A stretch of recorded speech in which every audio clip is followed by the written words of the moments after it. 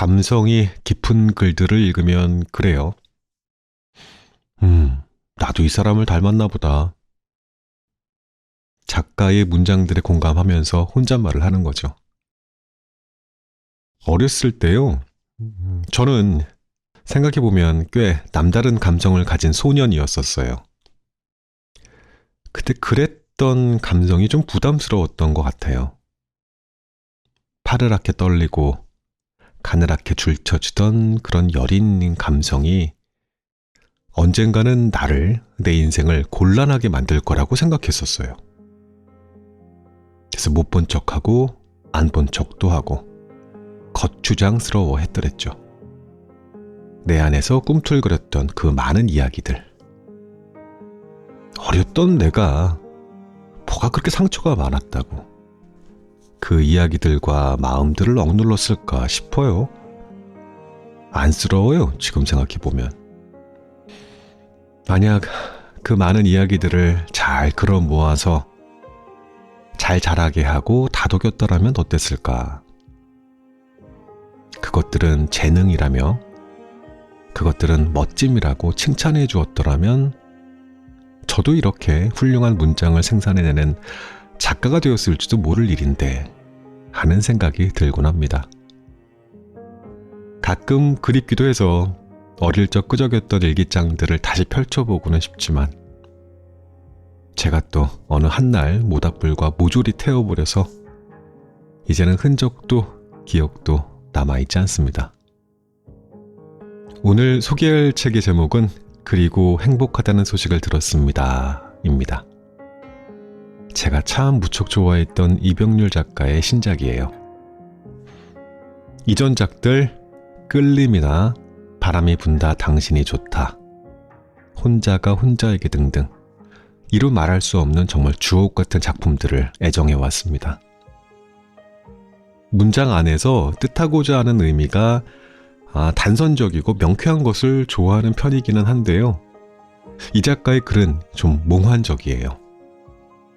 문장 하나에 여러 감정의 선이 들락날락 한다는 느낌이 들어요. 살펴보면 우리 진짜 감정들도 그렇지 않나요? 매번 명쾌할 리가 없잖아요. 작가는 이 책에서 사람과 그들의 인연을 총망라한 감정, 사랑에 대한 글을 담았어요. 사랑꾼인 제가 이런 책을 놓칠 수 없죠. 누구나 가지고 태어난 그리움의 인자가 움직인 흔적이 사랑이라면, 자, 다시 읽어볼게요. 잘 들어보세요. 누구나 가지고 태어난 그리움의 인자가 움직인 흔적이 사랑이라면 어떤 특정한 부분만을 사랑이라고 할 수 없을 것이라고. 사랑은 삶이고 사랑은 사람이며 여러 형태로 건재할 것이라고. 그러므로 슬픈 것도 쓸쓸할 것도 없이 이 모든 게 사랑의 다양한 모양일 뿐이라고. 여러 사랑을 경험하는 것은 행복한 일이 아니겠냐고 작가는 말하고 있습니다. 이병률 작가의 글은 좀처럼 낭독이 허락되지 않았었어요. 이번 신작을 제가 아주 운이 좋게 허락을 받아서 읽어드릴 수 있게 돼서 굉장히 기뻐요. 전작들도 정말 다 좋았어서 모두 들려드리고 싶은데, 이번에 제가 책을 소개하는 이 영상이 판매로 많이 이루어지게 된다면 출판사에서도 전작들을 들려드릴 수 있게 허락해 주시지 않을까 작은 기대를 가지고 있습니다. 자, 그럼 오늘도 자작나무 약국에 문을 열겠습니다.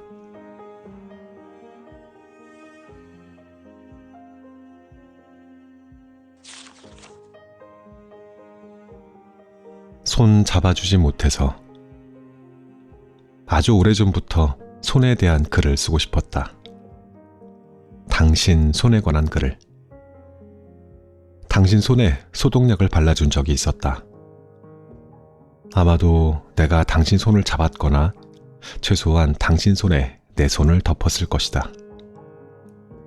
하지만 그때 손의 온도도 촉감도 기억나지 않는다.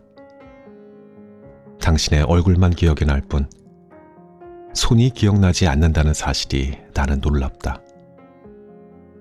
꽤 긴 시간을 보면서 지낸 사이인데도 당신 손이 어떻게 생겼는지 기억할 수 없다니. 마치 한 번도 가본 적 없는 세상의 아주 먼 곳을 그리워하면서 사는 나의 습관처럼 그렇게 불쑥 떠오른 당신의 손. 그럼에도 잊히지 않고 잊을 수 없는 손이라니.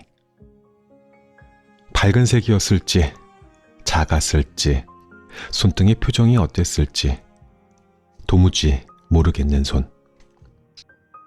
햇빛을 가리느라 손을 올렸을 때에도 본 것 같고 손가락으로 종이에 글씨를 가리킬 때에도 본 적은 있지만 영 기억나지 않는 손. 장작 앞에 여럿이 모여 서서 불을 피우려고 한 날이었다. 당신이 성냥을 처음 사용해 본다며 익숙하지 않은 듯 성냥을 그어봤지만 성냥이 부러져 버렸을 때 나는 당신에게 힘 빼고 성냥개비 긋는 법을 알려주었다. 다시 시도에 붙인 성냥불로 장작에 불이 붙자 기뻐하며 당신이 말했다. 가방에 성냥 가지고 다니는 사람은 처음 봐요. 취미가 불장난입니다. 장작불을 바라보던 당신이 내 썰렁한 농담에 고개를 들어 나를 쳐다봤던 일. 그리고 그 성냥을 가지라고 당신에게 건넸던 일. 아직도 나는 여전히 그때 이 말을 하지 못한 걸 지금 또 후회한다. 당신에게 불을 선물할 수 없으니 대신 성냥을 선물하는 겁니다. 인생은 대부분 발이 하는 일과 손이 하는 일로 이루어진다. 하지만 누구나 아마도 손의 분량이 훨씬 더 많다고 생각한다. 삶을 조각하는 인물은 절대적으로 손이 맞는다. 손의 쓸모를 떠올릴 때마다 자연스럽게 연상되는 손의 장면이 있었고 그것이 당신의 손이었다는 사실을 처음 고백한다. 손을 보는데 마음이 미어지는 사람이었다. 다른 것도 아닌 손만으로 그 사람의 많은 걸 들여다보고 있는 기분. 어쩌면 손에 보이는 것은 얼굴 표정일 수도 있으며 사연일 수도 있으며 마음일 수도 있는 것. 손은 당신하고 조화롭게 잘 지내고 있을 터인데 내 숨이 턱 막혀오는 것은 당신에 대한 그만큼의 애정 때문일런가. 그때 덥석 손을 잡아주고 싶다는 내 머릿속 충동만으로 찌르르 전기가 오는 듯 했던 건 좀 그런 일인가. 공원에서 음식 먹다가 내가 흘린 것을 손으로 집어 물가에 던지던 일. 당신 손가락 끝에 들풀 냄새를 묻혀 내 코에 대던 일. 당신이 둥그렇게 손을 말아 탁자 위에 올려놓은 것뿐인데 그게 벅차 보였던 일. 이어폰 한 짝을 만지작거리다 내 한쪽 귀에 꽂아주던 일. 잊히지 않는 손. 그 손을 지휘하는 손목.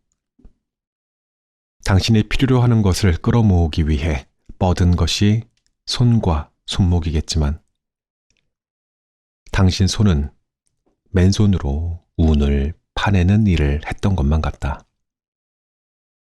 그토록 이제까지 당신 손이 잊히지 않는다면 나는 그 손을 가지지 못한 것이 아니고 무엇이겠는가. 장작불이 다 꺼져갈 무렵 무심코 당신이 막 벗어놓은 면장갑을 꼈을 때 느껴지던 당신 손의 온기. 손을 잡지 않고도 그걸 느낄 수 있다면 어떤가. 손잡는 일 따위에 시간이 걸린다 한들 그것이 나쁘지 않다고 믿는 사람이지 않은가. 나는.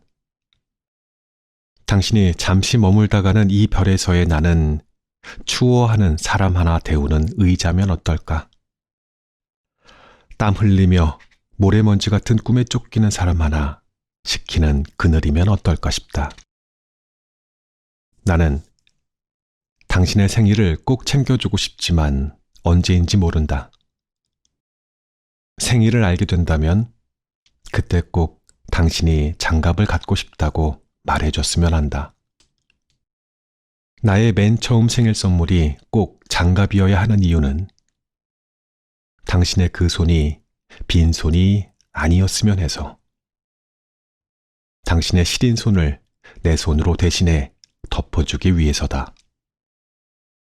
그러면 당신은 선물에 담긴 의미 따위는 모른 척하고 받아주는 것으로 하자.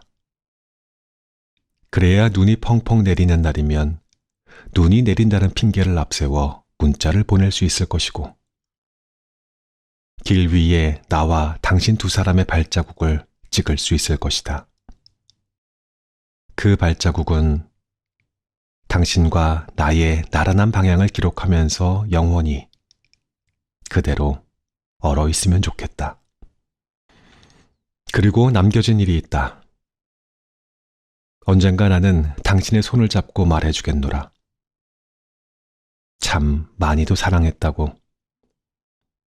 사랑한다고 말해야 하는 때가 지금이 아닌 것은 나 당신을 오래 사랑하고 싶기 때문이라고도 나중에 명백히 말하겠노라.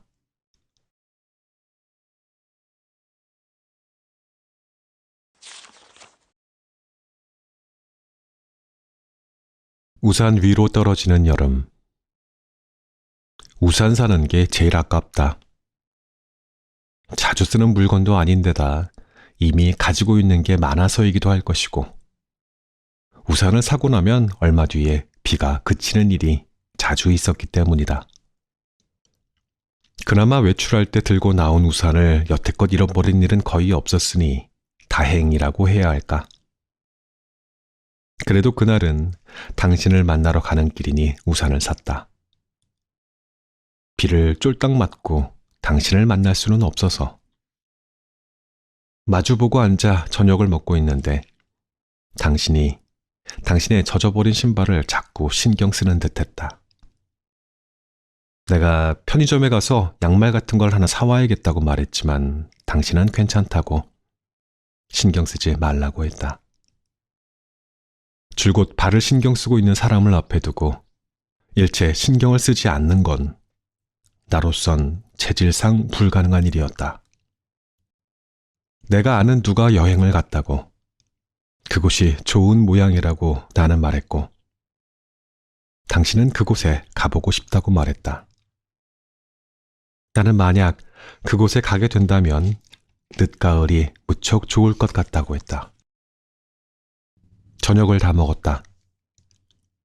나는 그때까지만 해도 뭔가 공식적인 분위기를 충분히 녹이고 있었다고 생각했는데 당신은 불쑥 그만 집에 가보겠다고 했다. 택시 앱을 켜는 것 같았다. 나는 분위기를 지속하려 다른 화자를 꺼내봤지만 당신은 문자를 타이핑하더니 택시의 신호를 기다리는 듯했다. 젖어버린 신발 때문에 그러는 걸까? 마주 앉은 나 때문에 그러는 걸까? 잠시 후 자리에서 일어난 당신과 나는 식당 앞에서 택시를 기다렸다. 당신이 나더러 먼저 가라고 했다. 나는 택시 타는 걸 보고 가겠다고 말했지만 한사코 그렇게 하라고 했다. 나는 발걸음을 옮겼다. 택시가 한참 오지 않는 것 같아 발길을 되돌릴까 싶어 몇 번 뒤돌아보고는 그냥 가던 길을 마저 걸었다. 뒤에서 차 오는 소리가 들렸다. 당신이 타고 있는 택시였다.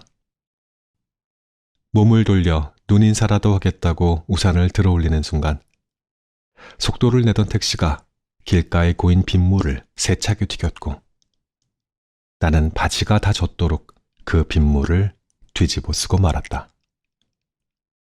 당신도 봤을 것이다. 그러고도 당신은 자신이 한 일이 아니라고 할 것이며 또한 모른 채 했을 것이다. 애써 기다리고 싶어하는 사람을 기다리지 못하게 했던 고집이 사람을 얼마나 비참히 쓸쓸하게 하는지를 당신은 역시도 모른다 할 것이다. 기습적인 소나기가 잦은 지난 여름이었다. 집으로 돌아가는 길, 우산을 가지고 나오지 않은 걸 후회했다. 지하철에 도착하고도 밖으로 내리꽂히는 소나기의 기세는 여전했다. 산지 얼마 되지 않은 운동화를 신고 나온 게 문제라면 문제였다. 개찰구 가까이로 걸어가고 있는데 앞서 걷던 여자가 갑자기 우산을 버렸다. 그 주변에 쓰레기통이 없어서였는지 기둥 옆 아무데나 우산을 버린 거였는데 나는 반사적으로 그것을 집어들었다. 그 하늘색 우산을 주워 들고는 우산살이 꺾인 것은 아닌지 아니면 영 못쓰게 고장이 난 건 아닌지 살폈다. 아주 멀쩡했다. 이 정도면 운수 좋은 날이라고 해도 좋을 것 같았다. 여자의 우산을 주워서 쓰겠다는 의도를 들키지 않으려 앞서 걷는 여자 뒤를 느슨한 보폭으로 걸었다. 그때 저기 멀리에 여자를 마중 나온 한 사람이 눈에 들어왔다. 환하게 웃고 있는 사람은 남자였는데 그는 우산 2개를 들고 서 있었다. 여자의 뒷모습만 봐도 비 오는 날 우산을 가지고 나와 자신을 기다리는 남자가 반가운 듯했다. 둘은 가볍게 껴안았고 비가 내리는 길로 나섰다.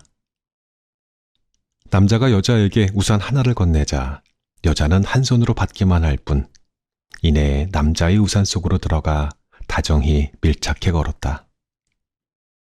나는 여자가 버린 우산을 들고 있었음에도 우산을 펴지 못하고 빗속으로 멀어져가는 두 사람의 뒷모습을 바라보았다. 두 사람은 빗속을 걷는 게 아니라 파도 소리가 아름다이 들리는 바닷가를 걷는 연인처럼 보였다. 아닌 게 아니라 코로 맡아지는 건 바다 내음이었고 귀로 들리는 건 파도 소리였다. 두 사람은 1년 전에 함께 걸었던 바닷가에 도착했을지도 모른다는 생각이 들었다. 어쩌면 오늘 만난 것이 그 둘이 헤어진 지 1년 만일지도 모르겠다는 생각도 들었다. 나도 우산을 폈다.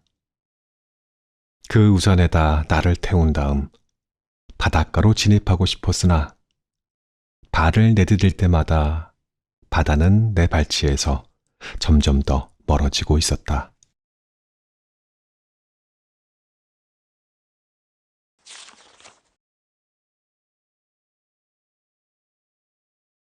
당신이 행복하다는 소식을 들었습니다.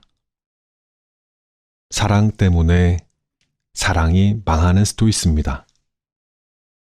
사실 사랑을 살리는 것은 사랑의 위대한 힘 때문이지만 사랑이 죽는 것은 사랑의 균형 때문일 때가 많습니다. 사랑은 얄궂게도 상대를 가져야 한다는 속성이 있어서예요. 사랑하는 일. 있는 그대로 한 사람을 사랑하기란 얼마나 어려운 일인가요? 굳이 사랑을 내 것으로 만들어야 하고 내 마음 위주로만 상대를 당겨야 했던 날들은 우리에게 상실의 고통을 안겨줍니다. 그렇지만 그게 다가 아닌 것. 사랑의 힘은 무엇도 될 수 있게 하고 그 무엇도 가능하게 했습니다.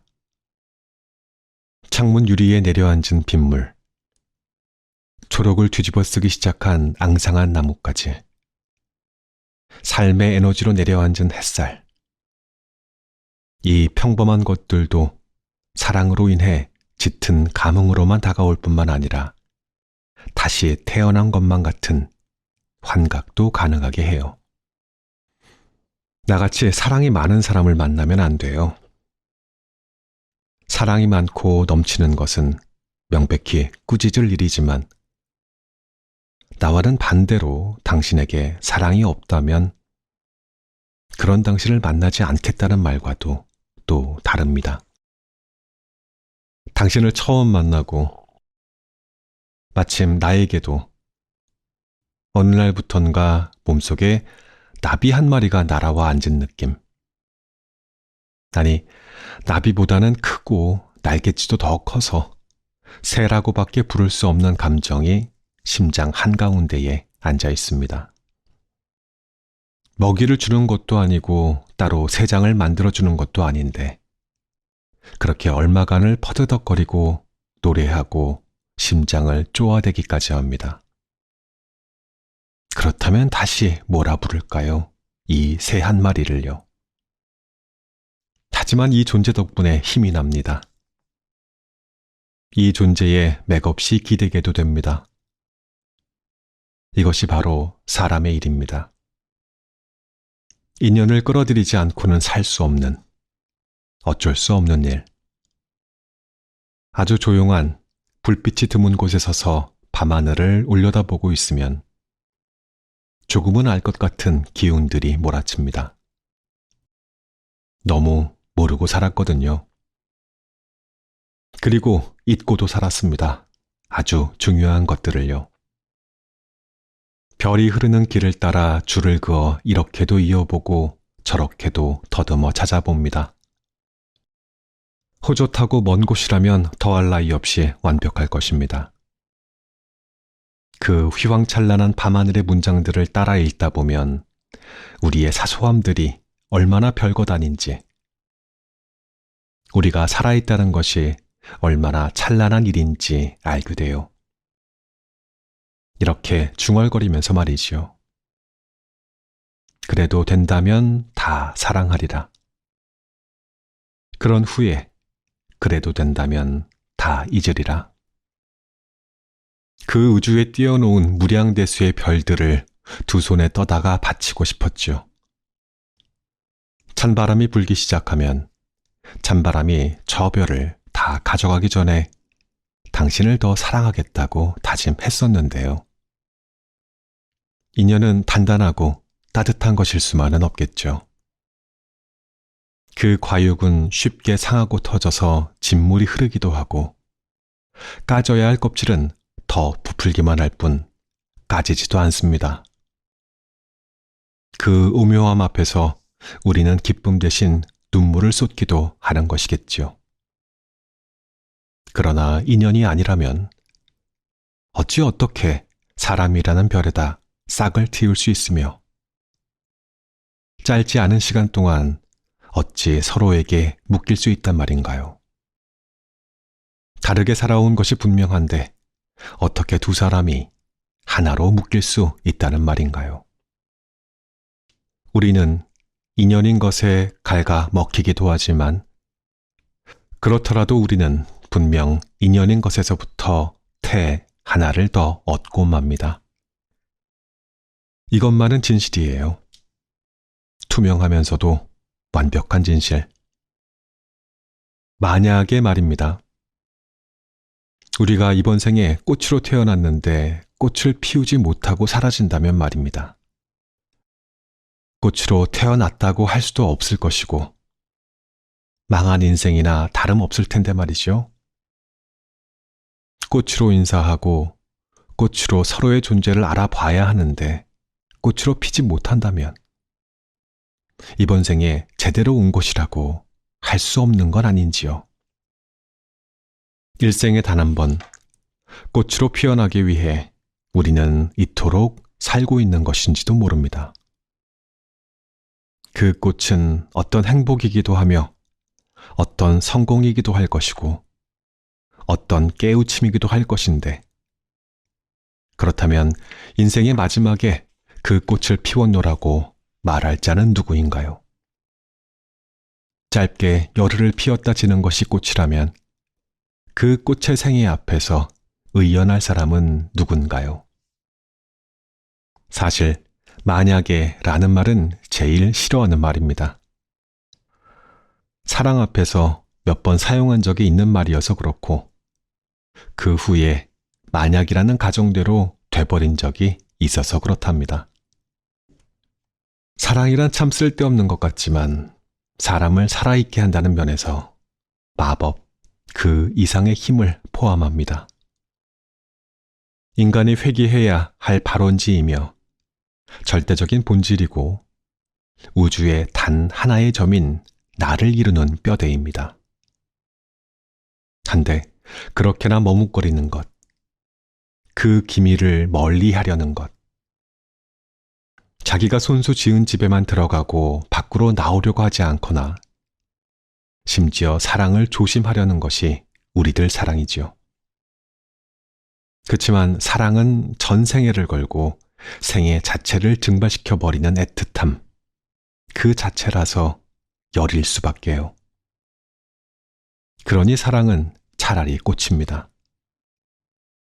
사랑의 순간과 사랑의 절정과 사랑의 소멸, 이 모두가 한 송이입니다.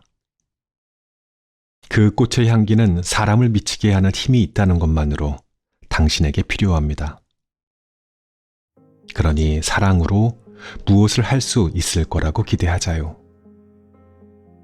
꽃이 전생애를 걸고 피어나듯 당신도 이제 꽃처럼 피어나자요. 아직껏 사랑할 수 없었다면 사랑할 수 있을 때까지 그 꽃에 집중하자요. 대부분의 사람은 사랑을 하고 대부분의 사람은 사랑을 잃고 대부분의 사람은 사랑을 기억하겠지만 사랑을 기억하는 편이 제일 나을 겁니다. 살아갈 힘을 남기자면 그것입니다. 스페인 사람이나 유대인은 자신의 이야기에 집중해달라는 뜻으로 상대방의 팔을 붙잡고 이야기한답니다. 영국 사람들은 자기 얘기에 집중해달라는 뜻으로 상대방의 옷단추를 잡고 이야기를 한다고 하고 이것을 버튼 홀딩이라고 한답니다. 단추 말고도 상대방의 옷주름을 잡고 얘기하는 사람도 있고 심지어는 넥타이를 늘려주면서까지 자신의 이야기에 귀 기울여달라는 사람까지 있다고 합니다. 하도 아파서 말하고 싶은 사람이 있어서 몇몇 사람에게 당신 이름을 말한 적이 있습니다. 당신 이야기를 해야 마음이 나아지는 상황이었습니다. 사랑을 잃은 사람들이 당분간 갈구하는 그것처럼 말입니다. 가슴을 관통해 스쳐 지나가는 것. 그냥 스쳐 지나가고 마는 게 아니라 그 자리에 더 많은 일렁거림을 남기고 부푸는 것. 벅찬 것만으로 그치는 것이 아니라 아리고 쓰립니다. 사람을 살게 하는 것은 무엇일까요? 무엇으로 사람은 살 수 있는 것이며 살아갈 수 있을까요? 하루에도 여러 번 그 생각으로 머리가 묵직해집니다. 하지만 나는 그 무엇은 화려한 것도 아니며 생기발랄한 것도 아닐 거라고 굳게 믿어요. 사람을 살게 하는 것은 분명 절박한 것이며 목 매는 것이며 쓰라린 것이에요. 사람이 살아갈 수 있는 힘은 길을 걷다가도 문득 멈춰서서 주저앉을 수밖에 없는 감정을 만나는 일이며 잊으려 애를 쓰다가도 끝내 의도적으로 앙금을 남겨놓은 일, 그 따위의 기분들입니다. 우리가 사는 삶이란 그저 사랑하는 모두가 빠져나간 자리의 뒷전을 자주 느끼는 일이며 사랑이 사랑의 힘만으로는 도달할 수 없다는 불가능을 여러 번 체험하는 일이며 도무지 막으려 해도 막을 수 없는 신선한 시절을 그저 견디고 견뎌야 하는 일.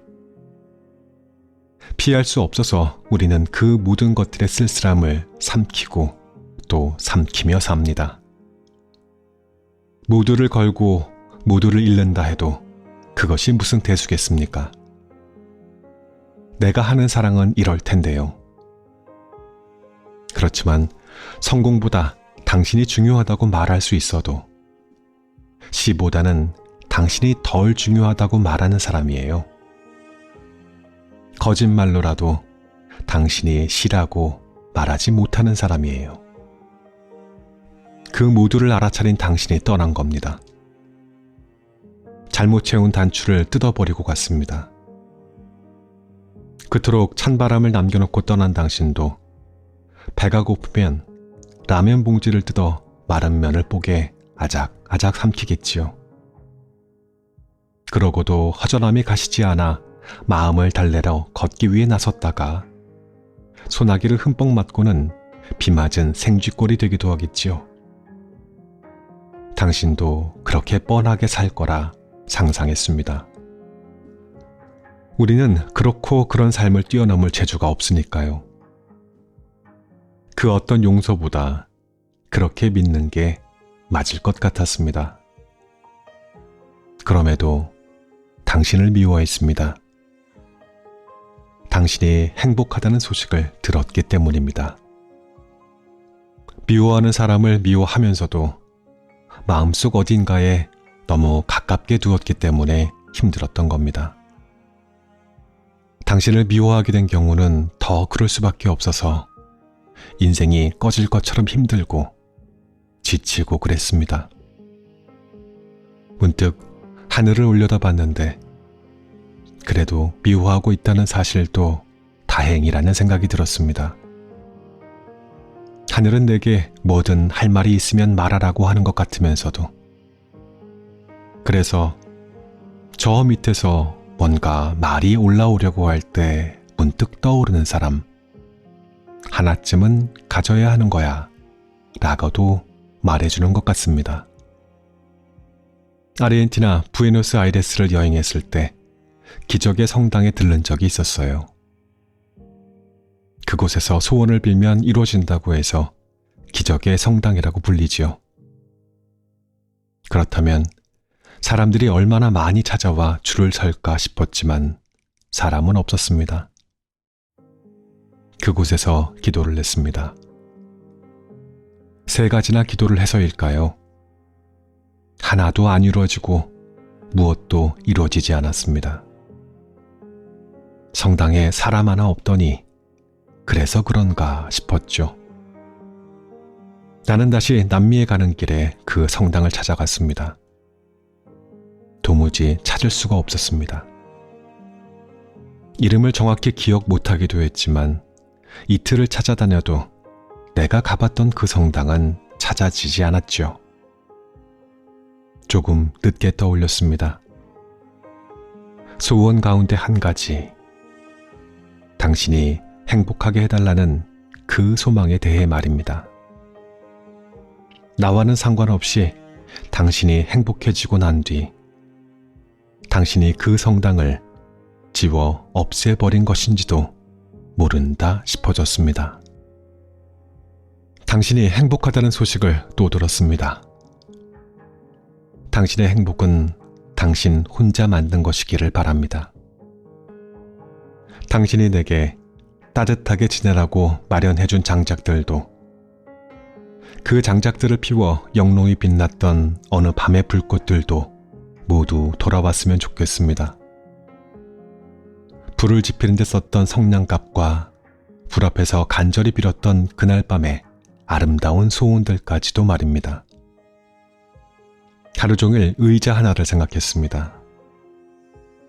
당신 생각으로 찬바람도 걱정도 또 그리움도 따뜻하게 안치고 싶어서 말입니다.